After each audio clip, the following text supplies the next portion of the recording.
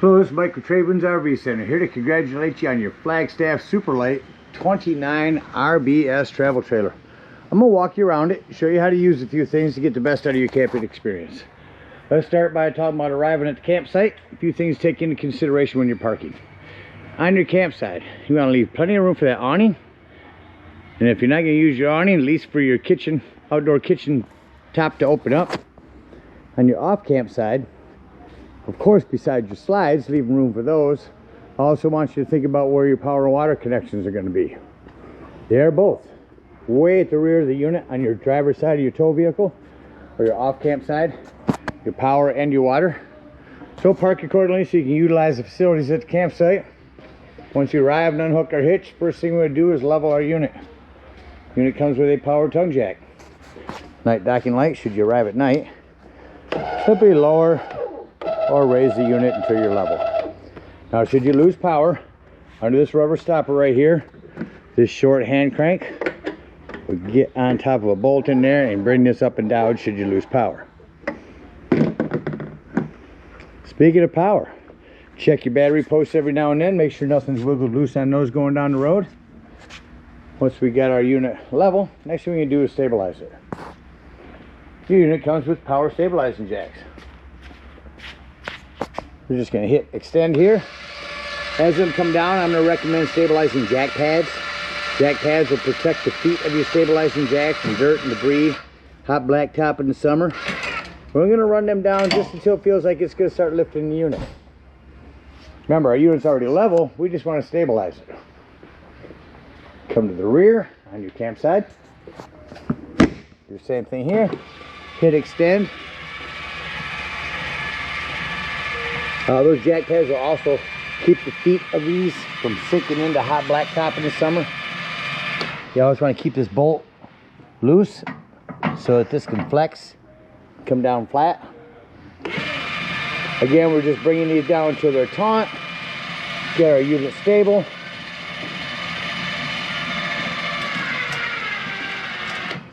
I'm going to bring this back up. There we go. I just had to flatten that foot down over there. Again, once it feels like it's going to lift up, go ahead and stop. Got it level and stable. Let's go ahead and hook up the power. Big long 50 amp cord here plugs in the back.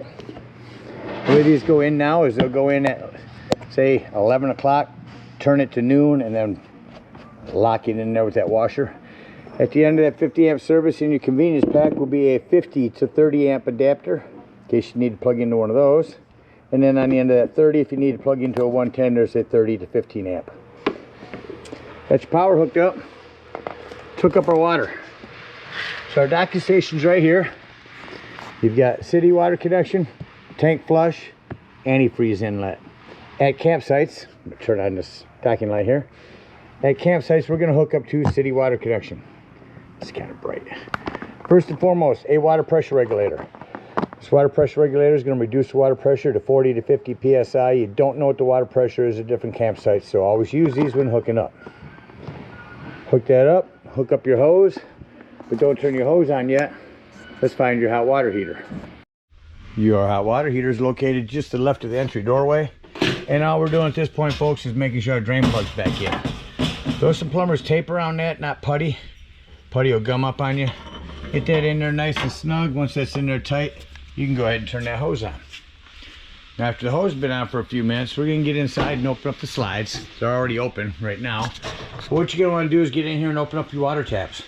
Open this up, your shower, your sink in there. Get a nice steady flow of water going through them, and then shut them off. Now let's say we're going to go camping, and we're not going to use city water. We're going to go dry camping. In that case, we're going to fill up our freshwater tank. Your freshwater tank is located in between the slides. No need for a water pressure regulator here. Simply gravity fill this with a hose. Two ways to tell it's full. One, there's an overflow valve right there. Or two on the inside where you check the levels of your black and gray tanks. There's also a freshwater button. Keep an eye on this when you're filling it up. Don't leave it unattended. Once it is full, remove the hose, put your cap back on there, and then whenever you want to utilize that water, you'll turn on your water pump. Don't turn on your water pump when hooked up to the city water. That's already pressurized. All right, let me go ahead and continue to walk you around the outside of the unit.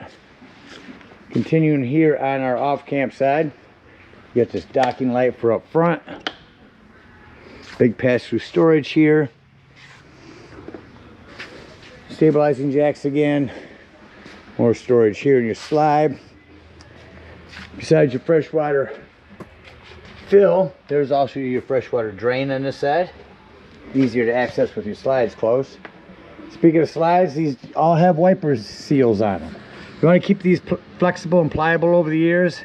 Add a spray to these that keeps them flexible, keeps them from dry rotting on you, and adds to the longevity of the life of your trailer. All right, back here again with a docking light. Freshwater intake, tank flush. We'll talk about that when dumping our black and gray tanks. Antifreeze inlet, satellite and cable. This is a hot and cold shower. Your M master key will open that up. Back here you got your black and gray tanks. Dump those here when leaving the campsite, and our low point drains. Spare tire has a cover. Take that off every now and then. Look at the shape of your spare tire. Make sure it's in good shape. You got a ladder, utilize it. Go up there a couple times a year. Check the seams of your roof and caulk as needed with recommended RV roofing caulk. You also prep for a backup camera device you can purchase from our store that sits on the dash of your tow vehicle. Another piece attaches on here, giving you a backup camera for the unit. On our campsite, one thing to mention on your awning, it does have a pitch control. If it's sprinkling, you want to run some rainwater away, or light rain, you can tilt that down. That'll run your rainwater this way or the other end. These awnings are mainly made for shade. They're not recommended for high winds or a strong rainstorm. Bring them in under those cases. Again, our stabilizing jack controls. More storage here. Here's where your griddle that's in the storage up front will sit. You got a griddle that'll sit here with a quick connect LP there, and then another quick connect LP for this griddle. Pull that out. Bring your hose. Hook that up here, and you've got another outdoor kitchen. You'll have to use a long lighter to light those up by hand. Electric fridge, spray port, there's your hose for that. Another lip for your table, cable in 110, we can hook on a TV out here. Got a couple of outdoor speakers. Got a vent, hood vent for your cooking range. Down here's a flue for your furnace. Couple things on that. One, make sure it's never blocked. Two, if you are running your furnace, steer clear of it. It does get hot. And three, they make bug guards for these. Keep the bees out of there. On your hot water heater, I just want to mention, if it doesn't seem to be working, come out here and look to see if either one of these are bubbled up. If they are, simply press them back in. Reset button. Coming on your campsite, you got a hole here for a manual override for your slide. And up here, you've got your pass-through storage area with lighting up here. A magnet area for your hand cranks, your table and griddle. Coming up front here is your propane. It is on a regulator. Everything's up underneath here. You can take this top off. Just be careful. It's on here pretty tight. Point that toward the tank you wish to be using. Lefty-loosey to open. And then your battery disconnect is up underneath the other side here. This will disconnect all the battery power to the unit. That'll come important later when I'm talking about your carbon monoxide and propane detector. Well, covers everything out here. Let's go take a look on the inside. Coming up inside your unit, first thing I always like to point out is your fire extinguisher. Make sure that you and everyone that's camping with you knows the fire extinguisher is located by the entry doorway in case of emergency. Coming up to my left is a control panel. Just above that's an area where you can scan for your tire pressure monitoring system from TST Truck System. I'm actually going to send you a video from them on how to hook that up. Down here, I'll mention I'm also going to send you a video on your Wi-Fi Ranger. And up top here now, let's start. We've got a freshwater. That's the one I said to keep an eye on when filling up your potable water. Black and gray tank levels. Your brand new battery. Lighting. This is where you can connect the WeRV app to your phone. Bluetooth connection. Wi-Fi booster, again, that's part of this. Video coming on that. Here's where you turn on your water heater if hooked to gas, your water heater if hooked to electric. Here's where you turn on your water pump when utilizing your fresh water. Here's your tank heater. All that is a 12-volt pad that's on your tanks. If you're in inclement weather and you think they might freeze, go ahead and turn that on. Awning control and slide controls on your awning. You only want to extend that out until you can see that flap fall down and you see your bar. If you hold that extend down, past that point, it will flip itself up backwards, start to run up onto itself backwards, and roll itself up backwards. So just keep an eye on it when you're running it out. Make sure you don't run it out further than you need to. As it comes in, I'm going to shut off my awning light.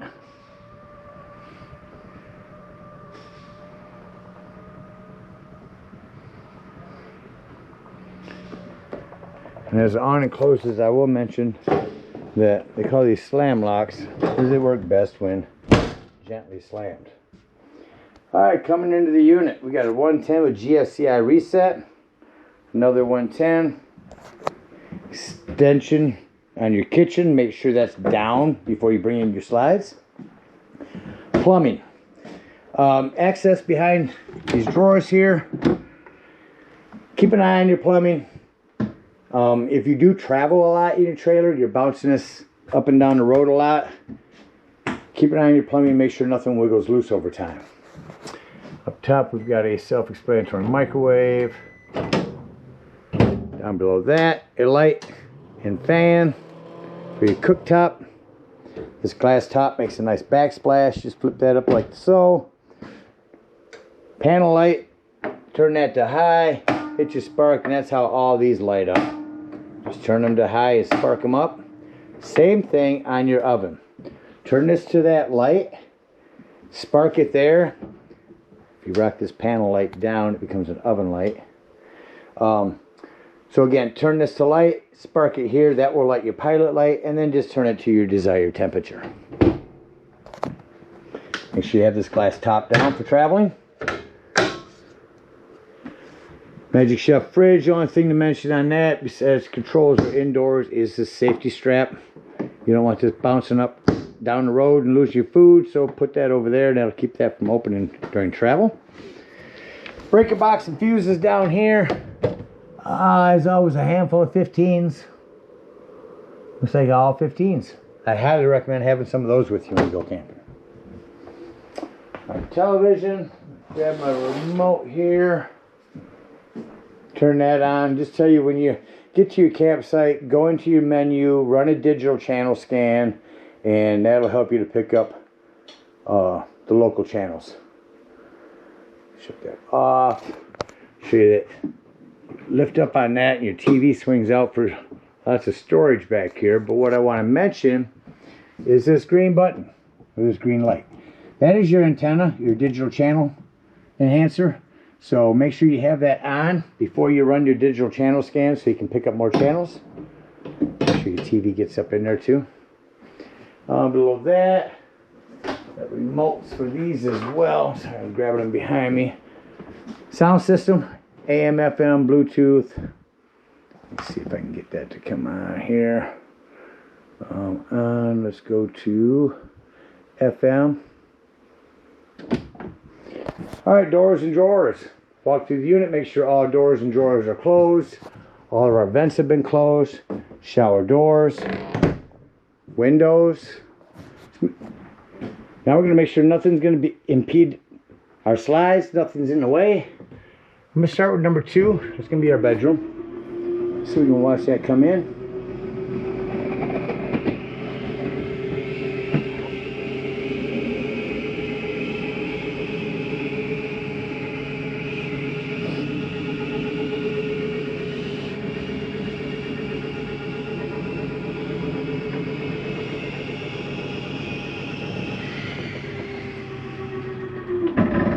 I wanted you to hear that noise going in or out. That's just the slide mechanism saying that it's in all the way.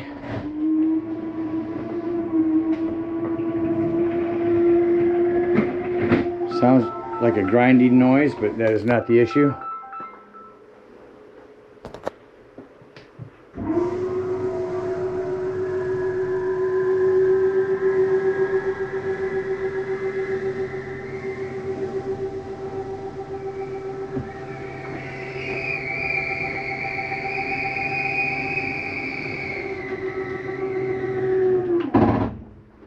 Same noise.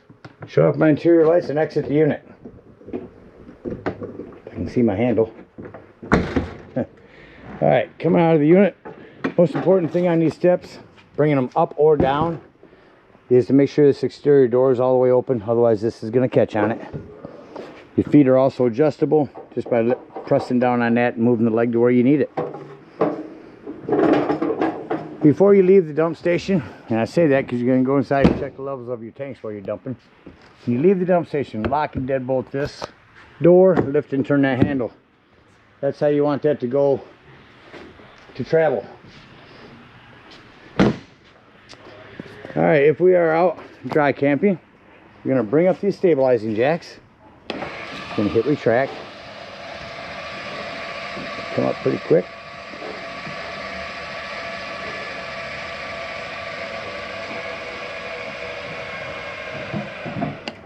Once them are up, we're going to come over here underneath our freshwater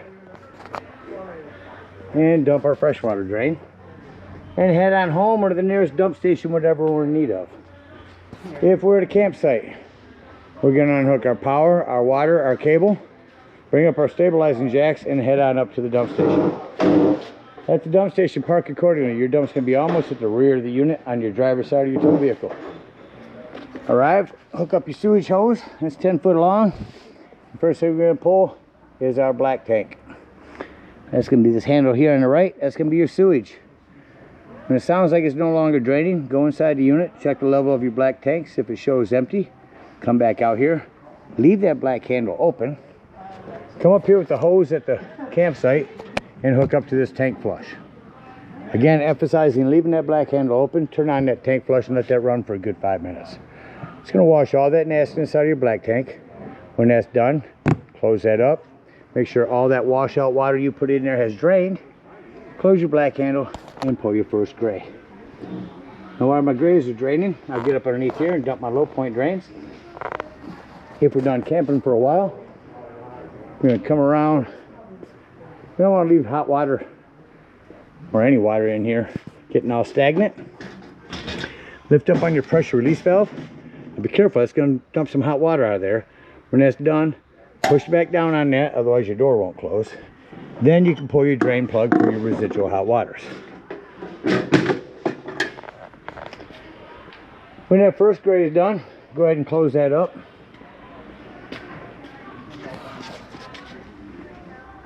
Excuse me. Close that up. Pour your second gray. Once that's done, that's going to be cleaner waters, your sinks, your showers. That'll clean your sewage hose out for you. And you can conveniently and sanitarily store it right here in your bumper and head on home. Again, thank you guys so much for your purchase. Hope you enjoy this Flagstaff for many years to come. Happy camping.